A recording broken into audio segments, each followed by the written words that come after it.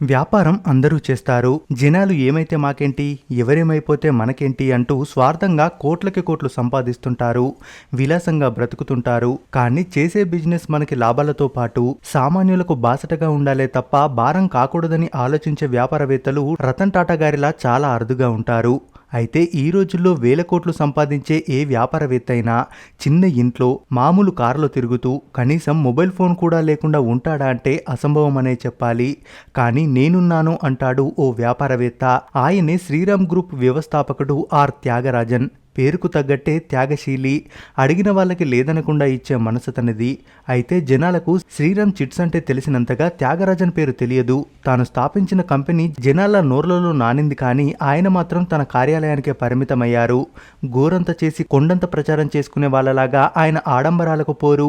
Cell phone కూడా వాడేందుకు ఇష్టపడని త్యాగరాజన్ వేల కోట్లు దానం చేసినా సరే ఎక్కడా ఆ దర్పాన్ని చూపించుకోలేదు. కుడి చేత్తో చేసే సాయం ఎడమ చేతికి కూడా తెలియొద్దనే భావన ఆయనది.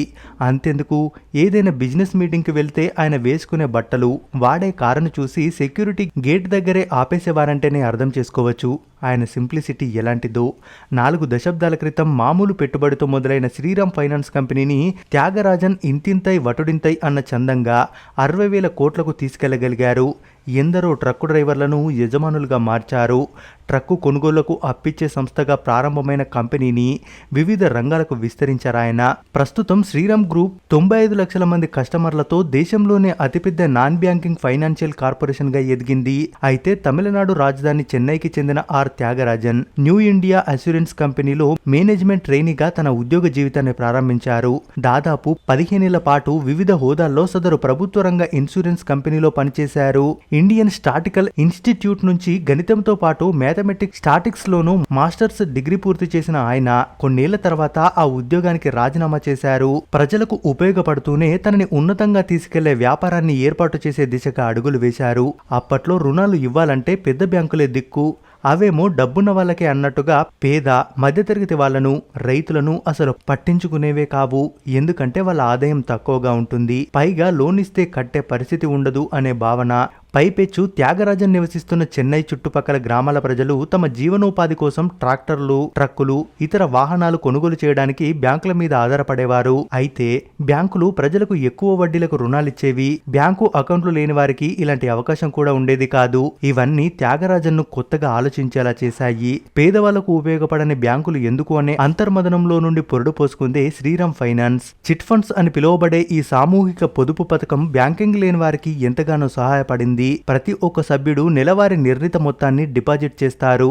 ప్రతి నెల అందరూ డిపాజిట్ చేసిన మొత్తాన్ని ఒక వ్యక్తికి అందిస్తారు.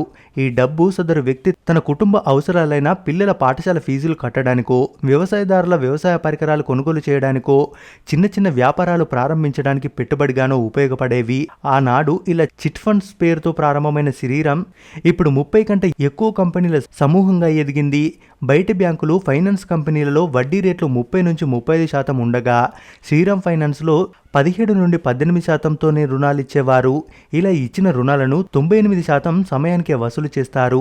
ఈ కారణంగా అటు ప్రజలకు రుణాలు ఇవ్వడం, ఇటు తాము ఇచ్చిన రుణాలు సకాలంలో వసూలు చేసుకోవడంలో శ్రీరామ్ గ్రూప్ అంచెలంచెలుగా ఎదిగింది.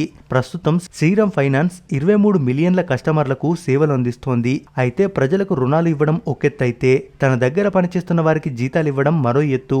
శ్రీరామ్ ఫైనాన్స్ లో పనిచేసే వారి జీతాలు బయటి ఉద్యోగస్తుల జీతాలతో పోలిస్తే 30% తక్కువగా ఉంటాయి. అయినప్పటికీ ఈ జీతాలు పనిచేసే వారికి ఎక్కువేనని త్యాగరాజన్ చెబుతారు. ఇతరులతో పోలిక ప్రోత్సహించాల్సిన విషయం కాదని అంటారాయన. 1,10,000 మందికి పైగా ఉద్యోగులున్న శ్రీరామ్ ఫైనాన్స్ విలువ 90,000 కోట్లు. 85 సంవత్సరాల త్యాగరాజన్ తన ఆస్తులన్నింటినీ శ్రీరామ్ ఓనర్షిప్ ట్రస్టుకు బదిలీ చేశారు. ఈ ట్రస్ట్ హోల్డింగ్ విలువ $750 మిలియన్ కంటే ఎక్కువ.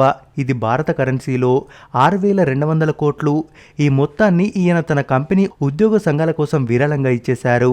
శ్రీరామ్ గ్రూప్ నుండి విశ్రాంతి తీసుకున్నారాయన. ఆ తర్వాత శ్రీరామ్ గ్రూప్ నుండి విశ్రాంతి తీసుకున్నారాయన. ఇక వ్యాపారంలోనే కాక ఆహార్యంలోనూ త్యాగరాజన్ది విభిన్న శైలే. మొన్నటిదాకా ఆయన సెల్ ఫోన్ కూడా వినియోగించేవారు కాదు. అదేంటని అడిగితే అత్యవసర విధులను నిర్వర్తించే వైద్యులు, పోలీసులకు సెల్ ఫోన్ కావాలి కానీ నాకెందుకు అంటూ ఎదురు ప్రశ్నిస్తారాయన. ప్రాణాపాయంలో ఉన్న రోగికి వైద్యం చేసేందుకు వైద్యుడు పరిగెత్తుకుని వచ్చేందుకు అతనికి సెల్ ఫోన్ కావాల్సిందేనని చెప్పే త్యాగరాజన్ తన ఆఫీస్ గడప దాటని నాకెందుకు అంటారు.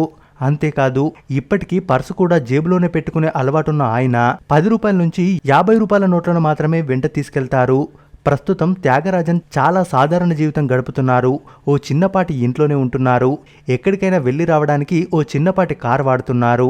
వ్యాపార దినపత్రికలు చదువుతూ శాస్త్రీయ సంగీతాన్ని వింటూ చాలా ప్రశాంతమైన జీవితాన్ని గడుపుతున్నారు. శ్రీరామ్ గ్రూప్కు సంబంధించిన ఏ వివరాలు ఇక తనకు సంబంధం లేదని స్పష్టం చేశారాయన. అయినా కంపెనీ సీనియర్ మేనేజర్లు ప్రతి 15 రోజులకు ఒకసారి ఈయన్ను కలిసి సలహాలు సూచనలు తీసుకుంటారు. శ్రీరామ్ కంపెనీని మరింత అభివృద్ధి పరిచే దిశగా నేటికి త్యాగరాజన్ అడుగులు వేస్తున్నారు. అంతా బాగానే ఉంది.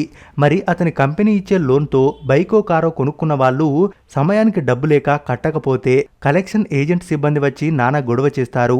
ముక్కు పిండి మరి వసూలు చేస్తారు కదా, దీని మాటేంటి అనే డౌట్ మీకు కూడా రావచ్చు. నిజానికి ఈ సమస్య త్యాగరాజన్ చెవిలో కూడా పడింది.